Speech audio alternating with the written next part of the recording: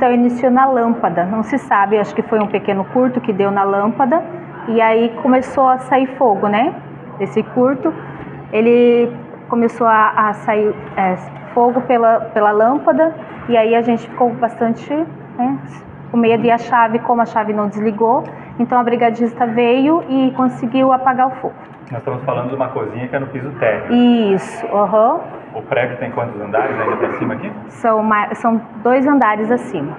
Nos outros 2 andares superiores foi identificado alguma chama, algo parecido? Não.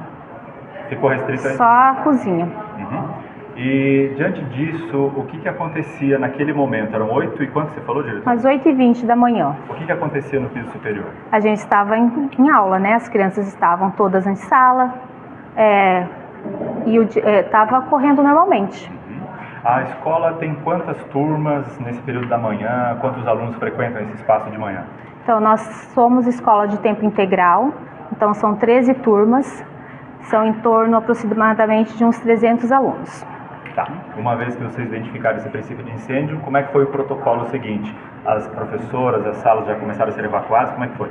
Então, a gente já faz, né, esse trabalho aí com as crianças, então a gente avisou as turmas que não era um trabalho de simulação, obrigada.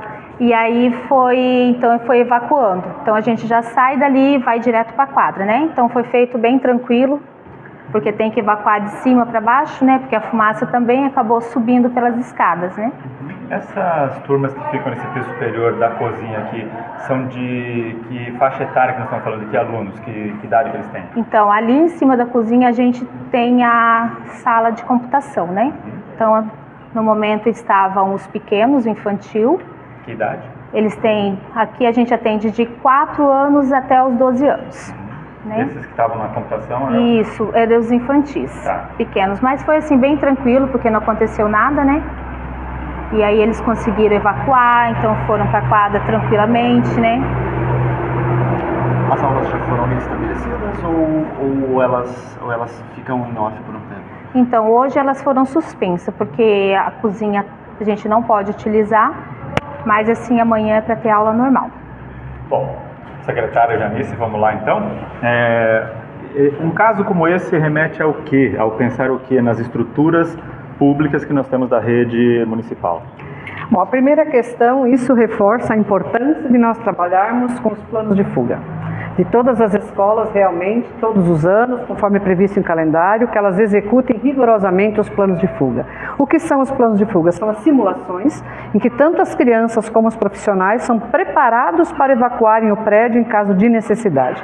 E o que houve hoje na Escola Carlos João III demonstra que essa é uma iniciativa importante, que funciona, que garante a segurança das crianças e a tranquilidade também das pessoas que estão no prédio. Segunda questão, um prédio como este aqui, por certo que precisa ter reforçada toda a sua estrutura em termos de segurança. Eu tenho repetido, inclusive junto à diretora e à comunidade, que o prédio da Escola Carlos João III nos preocupa pela sua organização, pela sua construção. Nós precisamos intervir aqui com saídas de emergência e atuar mais firmemente na questão da segurança neste prédio e em todos os outros em que isso se fizer necessário. Além disso, revisão da rede elétrica? Sem dúvida nenhuma. A rede elétrica talvez hoje seja um dos grandes desafios da rede municipal de ensino. Nós estamos neste momento encaminhando já a revisão elétrica de 2 das nossas unidades e temos aí uma lista de pedidos de outras unidades também.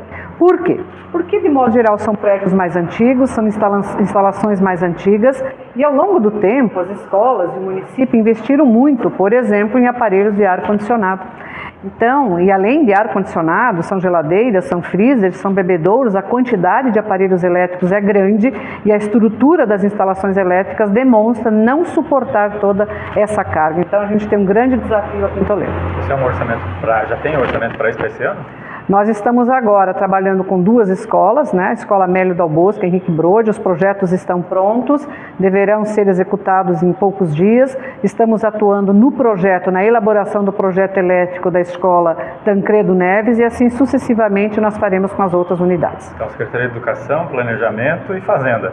Sem dúvida nenhuma. E aqui na escola, neste momento, além da escola, a equipe toda ter atuado com muita firmeza e com muita qualidade, nós também tivemos a equipe da Prefeitura. Nós já temos aqui o nosso técnico em segurança do trabalho, os eletricistas e os engenheiros da infraestrutura imediatamente desceram, identificaram o problema, tanto que apenas a cozinha está sem luz. O restante do prédio tem luz.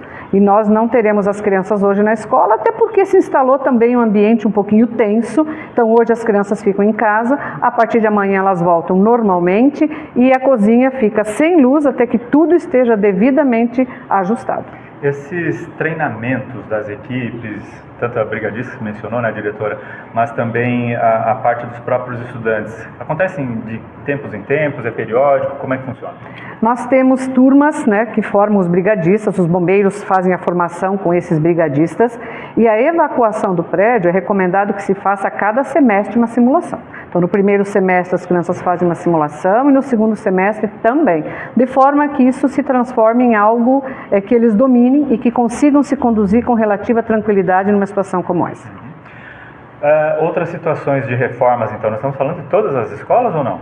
Nós estamos falando de boa parte das escolas, não de todas, porque progressivamente as escolas sofrem intervenções e são melhoradas nas suas estruturas, mas hoje nós temos vários problemas, né? Eu de imediato aqui já poderia mencionar, por exemplo, o CAIC.